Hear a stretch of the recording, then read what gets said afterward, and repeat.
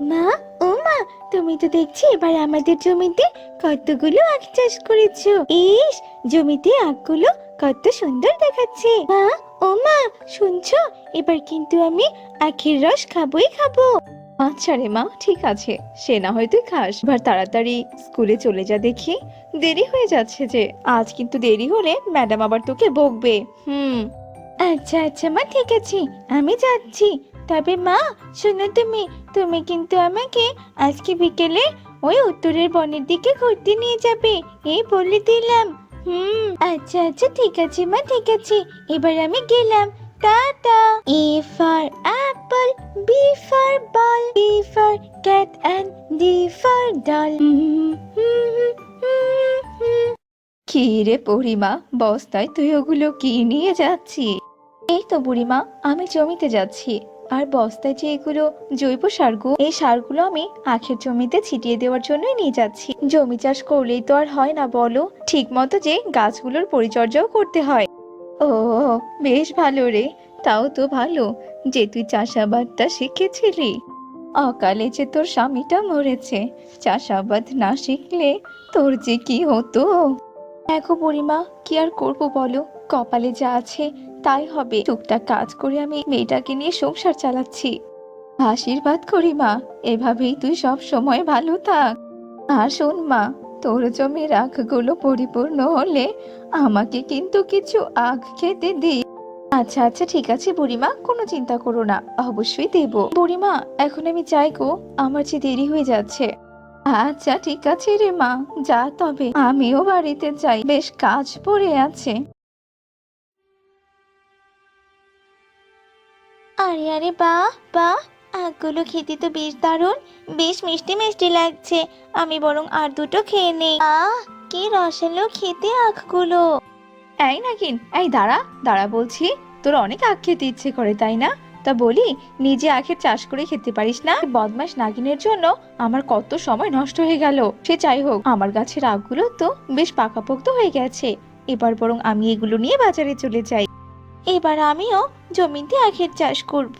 আখ খেতে যা মজা, দেখিস পরি, এবার আমি অনেক আখের চাষ করব, আর তোর থেকেও বেশি ফলন হবে আমার। এই তো আখের চারাগুলো লাগানো শেষ, কিন্তু আমি তো জানি না কি করে গাছগুলোর পরিচর্যা করতে হয়। আমি তো কোনোদিনও চাষবাসই করিনি। আরে আরে, চাষাবাদ করতে না পারার কি আছে? আমি তো লোকজনের কাছ থেকে শুনেছি সার পানি কীটনাশক দিলে নাকি অনেক ভালো ফলন হয়। হ্যাঁ হ্যাঁ বাবা, আমি বরং তাই করব। নিয়ে যাও নিয়ে যাও, আখ নিয়ে যাও, একদম রসালো মিষ্টি মিষ্টি আখ। এসো এসো দাদারা দিদিরা, নিয়ে যাও, রসে একদম ভরপুর পরীর চাষ করা মিষ্টি আখ, নিয়ে যাও নিয়ে যাও। ধুর বাবা, আমার যে আর এসব কিছু সহ্যই হচ্ছে না। এই পরেই তো আখ বিক্রি করে অনেক টাকা উপার্জন করছে। একে একে আমার আখ গাছের আখগুলো বাড়ছে না কেন? এভাবে চলতে থাকলে সর্বনাশ হয়ে যাবে। আমাকে যে কিছু একটা করতেই হবে। কি করি আমি, কি করি? হ্যাঁ হ্যাঁ, পেয়েছি। আমি শুনেছি ফরমালিন জাতীয় ঔষধ দিলে নাকি যে কোনো ফল বেশ তরতাজা হয়ে ওঠে। হ্যাঁ হ্যাঁ, আমি বরং তাই করব। আরে বাহ, ফরমালিনের কেরামতি তো দেখছি বেশ ভালো। কদিনের মধ্যে আখ গাছগুলো কেমন মোটা তাজার বড় হয়ে গেল। দুষ্টু পরি, এবার আমিও দেখব তোর ওসব আখ কে কেনে।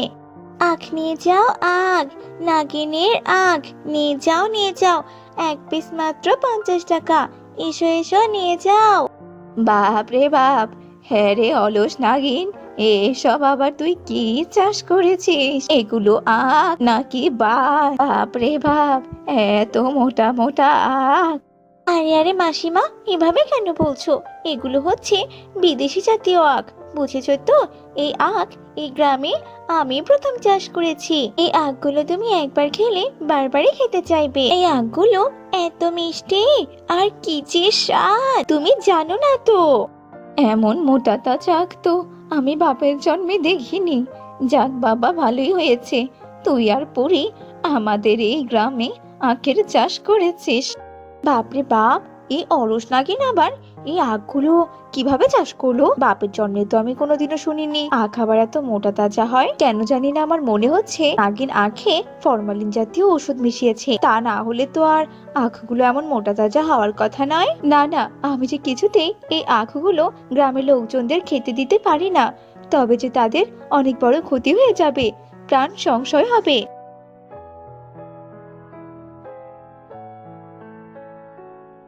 শোনো শোনো, তোমরা সবাই শোনো, তোমরা কেউই দুষ্টু নাগিনের কথা শুনে ওর থেকে আখ কিনে নিও না। আমি বেশ বুঝতে পারছি এই আখের ভেতর ফরমালিন জাতীয় ওষুধ মেশানো আছে। এই পড়ি, এই শোন, খবরদার বলছি, আমার আখের একদম বদনাম করবি না। আমি অনেক কষ্ট করে চাষ করেছি, বুঝেছিস? শোনো তোমরা সবাই, তোমরা কেউই এই পরীর কথা শুনবে না। আসলে ও আমার আখ চাষ করা দেখে হিংসে জ্বলছে। না না, তোমরা কেউ এই বদমাস নাগিনের কথা শুনো না। নাগিনরা যে কখনোই মানুষের বন্ধু হতে পারে না, ওরা সবসময় অন্যের ক্ষতি করারই চেষ্টা করে। তোমরাই বলো, আখ কি কোনোদিনও এত মোটা তাজা হয়? আর দেখো, এই আখ থেকে কেমন ঔষধের গন্ধ আসছে। আরে আরে, তাই তো, পরি তো একদম ঠিক কথা বলেছে। তোর আখ থেকে তো ফরমালিনের গন্ধ আসছে। এই বদমাস নাগিন, সত্যি করে বল, বল কি মিশিয়েছিস, নইলে যে তোর আর রক্ষে নেই। যদি সত্যি কথা না বলিস তবে আজকেই তোকে সাপুরের কাছে নিয়ে যেয়ে ধরিয়ে দেব, এই বলে দিলাম। না না, দয়া করে তোমরা এমনটা করো না, করো না এমনটা। আসলে এ মানে এই পরি যা বলছে সব সত্যি কথা বলছে। আসলে আমি ওর সাথে হিংসেমো করেই আখ চাষ করেছি, আর আখের ফলন ভালো করার জন্যই ফরমালিন মিশিয়েছি। কি বললি নাগিন, তুই কিনা ফরমালিন জাতীয় ঔষধ মিশিয়ে আমাদের প্রাণ নিয়ে চিনিমিনি খেলছিস? আজ তো তোকে মেরে তক্তা করে দেব। এই, সবাই ধরো এই নাগিনকে আর মারতে থাকো। না না, তোমরা ওকে মেরো না, মারলেই তো আর সব সমস্যার সমাধান হয় না। তোর নাগিন, সেদিন তুই আমার জমির আখগুলো চুরি করে খেয়েছিলি, আর সেটা অন্যায়। আমরা সবাই জানি চুরি করা মহাপাপ। তার জন্যই তো আমি তোকে মেরেছিলাম। কিন্তু তার জন্য তুই আমার সাথে হিংসেমো করে এতগুলো লোকের জীবন নিয়ে কেন খেলবি বলতো? ফরমালিন তো একটা বিষ, এটা মানুষের শরীরে গেলে যে মানুষের প্রাণ সংশয় হবে রে। তুই চাইলে তো আমার থেকে চাষাবাদ শিখে নিতে পারতি নাগিন। আমরা যে এই গ্রামের লোকেরা সবাই মিলেমিশে থাকতে অনেক পছন্দ করি। আসলে আমার ভুল হয়ে গেছে পরি, সত্যি এমনটা করা একদমই উচিত হয়নি। আমাকে তোমরা সবাই ক্ষমা করে দাও। এরপর সবাই নাগিনকে ক্ষমা করে দেয়, আর নাগিন তারপর থেকে পরীর কাছ থেকে আখ চাষ শিখে নেয়, আর সবাই সুখে শান্তিতে বসবাস করতে থাকে।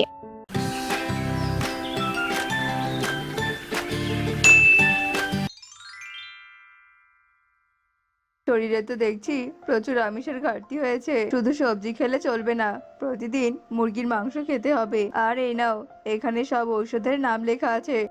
এতগুলো ওষুধ কিনতে কত টাকা লাগবে ডাক্তার বাবু? আসলে আমার হাতে একটা টাকাও নেই তো। ও, তবে এই কথা, এসব নিয়ে তুমি একদম চিন্তা করো না। আমার সঙ্গে চলো, আমি তোমাকে সব ঔষধ দেব। এই নাও, এসব ঔষধ তুমি নিয়ে যাও। এগুলো নিয়মিত তোমার মাকে খাওয়াবে। আর হ্যাঁ, আরেকটা কথা, রোজ রোজ নিয়ম করে তোমার মাকে এক বাটি করে মুরগির মাংস খাওয়াবে, তবেই যে তোমার মা তাড়াতাড়ি করে সুস্থ হবেন। আগে আগে ডাক্তার বাবু, তবে এবার আমি চলি।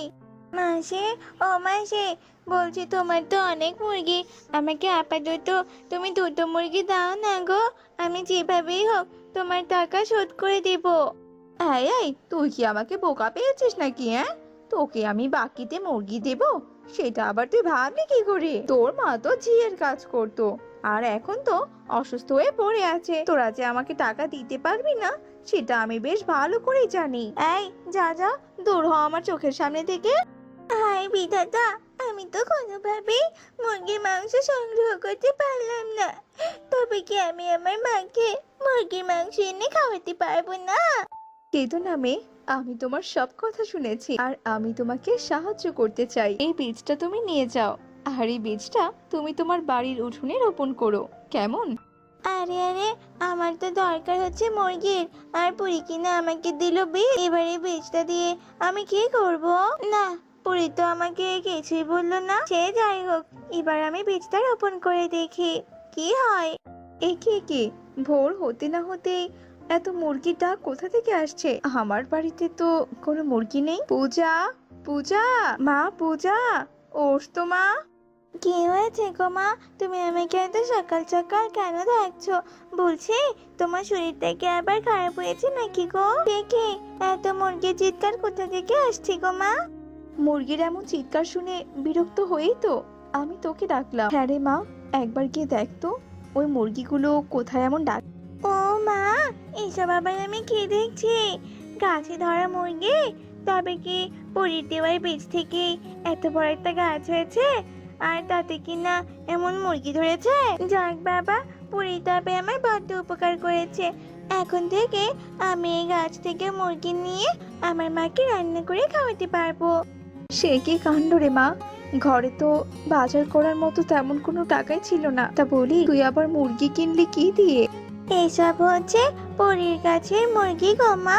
সে কি, তুমি হাঁ করে আবার আমার মুখের দিকে কি দেখছো মা? তুমি বুঝি আমার কথা ঠিক মতো বুঝতে পারোনি? তবে তুমি দাঁড়াও, আমি তোমাকে সবটা খুলে বলছি। এসব আবার তুই বলছিস কি রে মা? তবে তো খুব ভালোই হয়েছে। শোন মা, শোন, নে তুই এক টুকরো মাংস নে মা। তোকে রেখে যে আমি কিছুতেই এই মুরগির মাংস মুখে তুলতে পারবো না। নে সোনা মা, খেয়ে নে।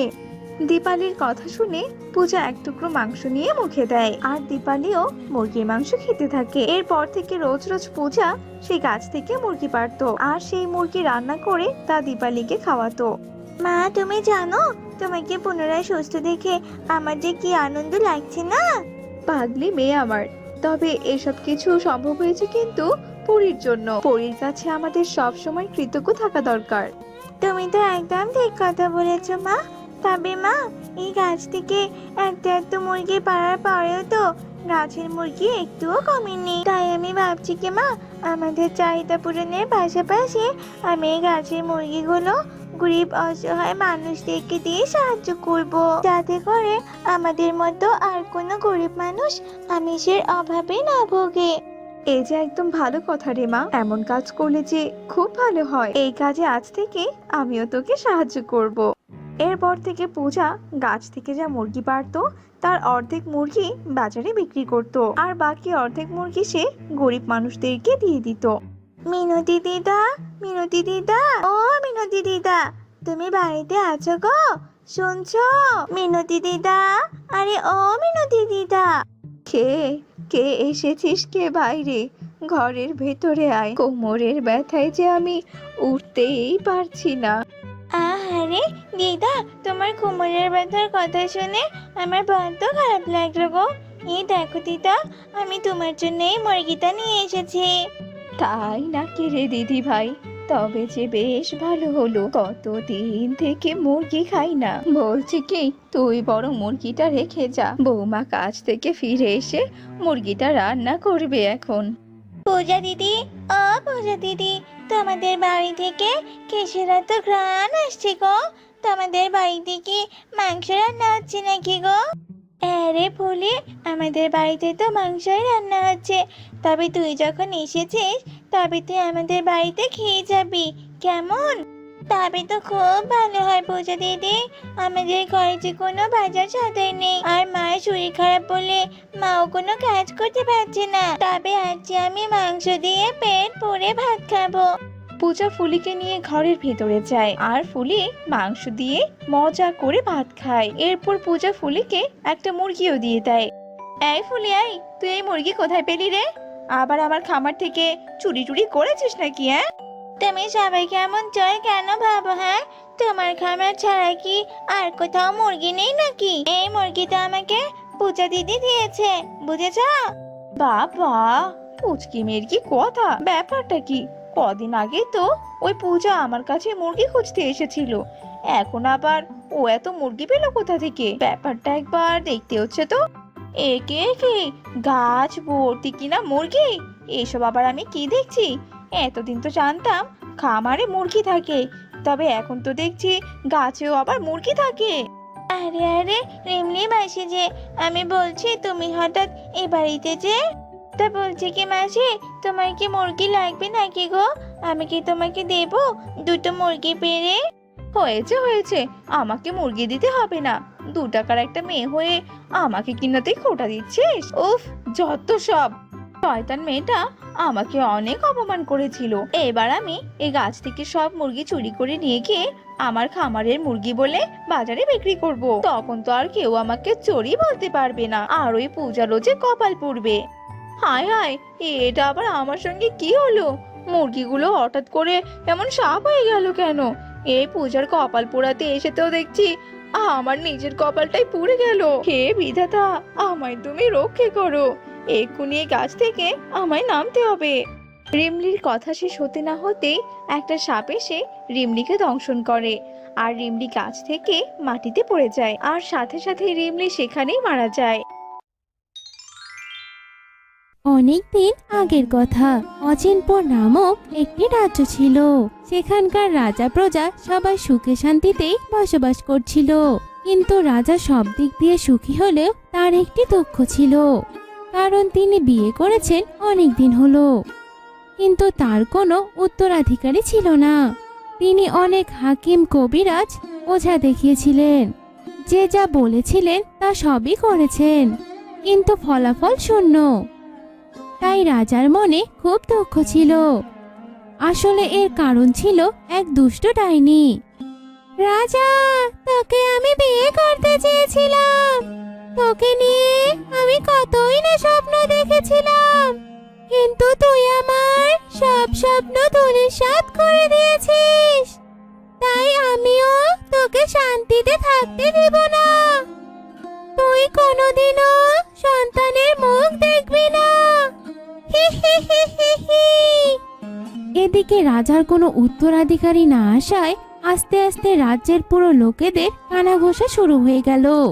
আরে ভাই, আমাদের সামনে খুব খারাপ সময় আসতে চলেছে। কেন কেন? দেখছিস না, রাজা কোথা থেকে একজন অপয়া রানীকে বিয়ে করে নিয়ে এসেছে। আজ পর্যন্ত সে একটা সন্তান জন্ম দিতে পারলো না। ভবিষ্যতে এই রাজ্যের হাল কে ধরবে? আরে, এতে তো রানী সাহেবার বা মহারাজেরও কোনো দোষ নেই। তারা তো অনেক হাকিম কবিরাজ দেখিয়েছেন, তারা তো বলেছিলেন সব ঠিক আছে। ঠিক কেন জানি কোনো অদৃশ্য কারণে রানী সাহেবা মা হতে পারছেন না। উপরওয়ালাই ভালো জানেন কবে এই রাজ্য থেকে শনির দশা কাটবে। এসব কথা রাজার কাছে কম বেশি আসতো। তিনি সবই বুঝতেন আর মনে মনে কষ্ট পেতেন। একদিন রাজা মনের দুঃখে হাঁটতে হাঁটতে নদীর কাছে চলে গেলেন। সেখানে দাঁড়িয়ে তিনি আপন মনে এসব ভাবছিলেন।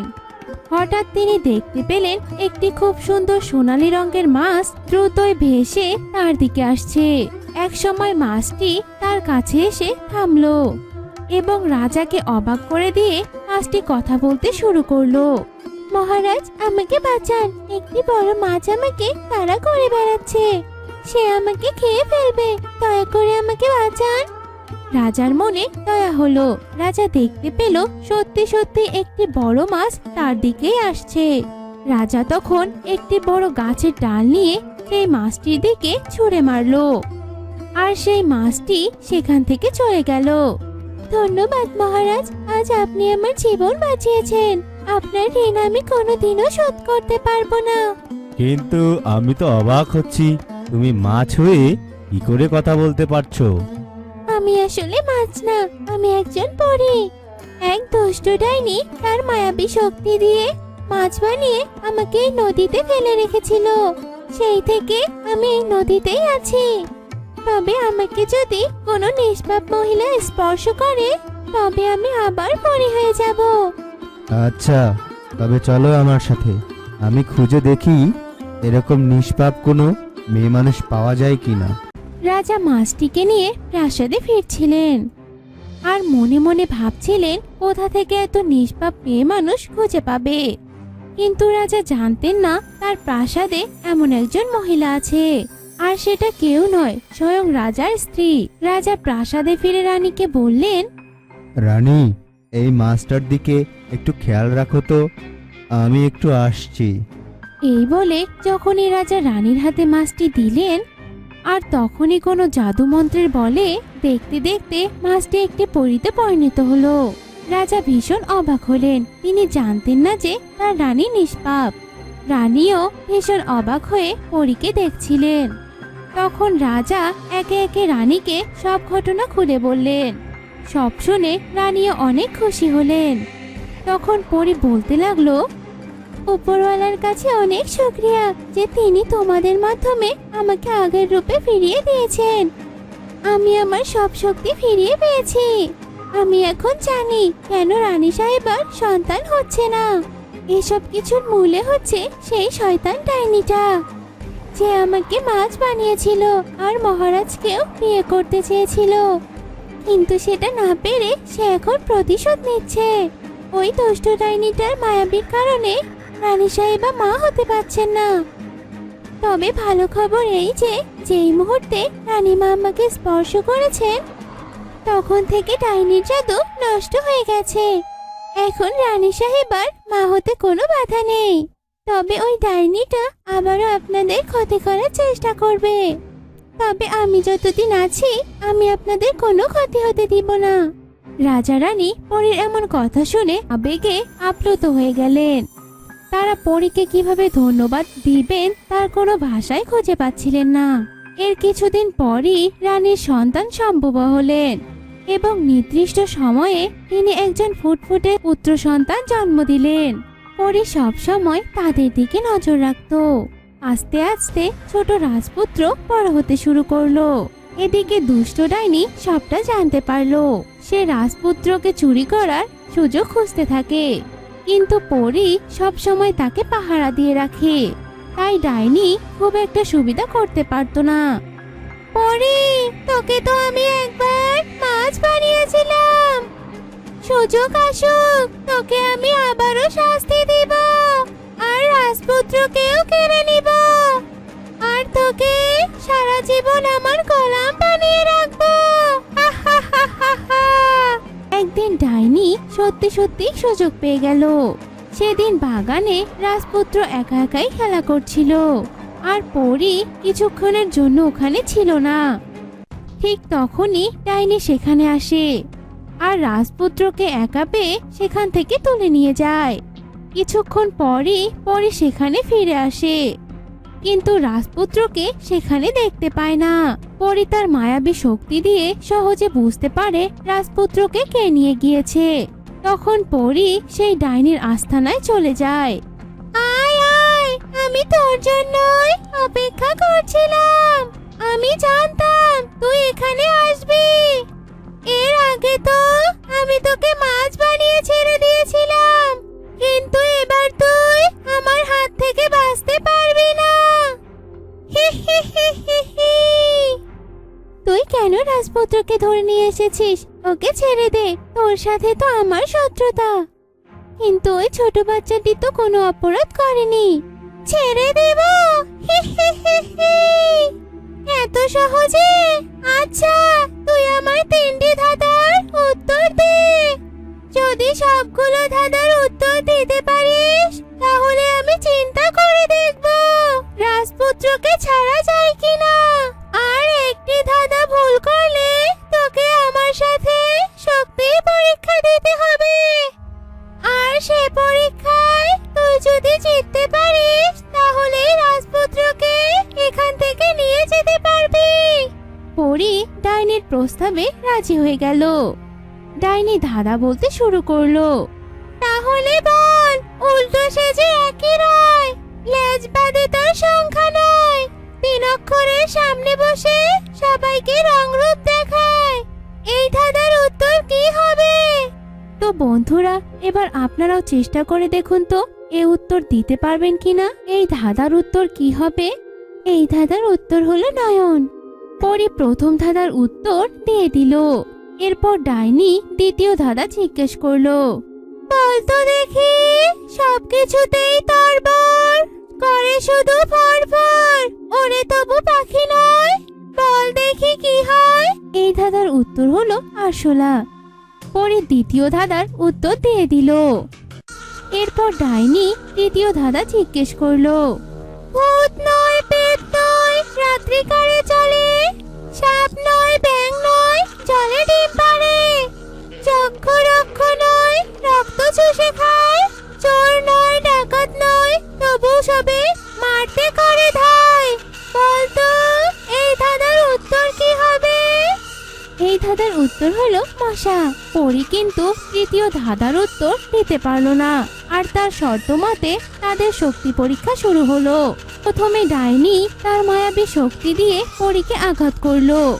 সাথে সাথে পরী তার শক্তি দিয়ে ডাইনির আঘাত ফেরাতে শুরু করলো। এভাবে কিছুক্ষণ দুজনের মধ্যে শক্তি পরীক্ষা চলতে লাগলো। এক পর্যায়ে পরী ডাইনির সাথে না পেরে মাটিতে লুটিয়ে পড়লো। ডাইনি ভাবলো পরী মরে গেছে। হা হা হা, তুই কি ভেবেছিস আমাকে এত সহজে হারিয়ে দিবি? তোর মায়াবী শক্তি দিয়ে আমাকে মেরে ফেলবি? তা কখনোই সম্ভব না। তুই আমাকে যতই আঘাত করিস আমি মরবো না, কারণ আমি আমার প্রাণ ভ্রমরাকে একটি কৌটায় করে নদীতে রেখে এসেছি।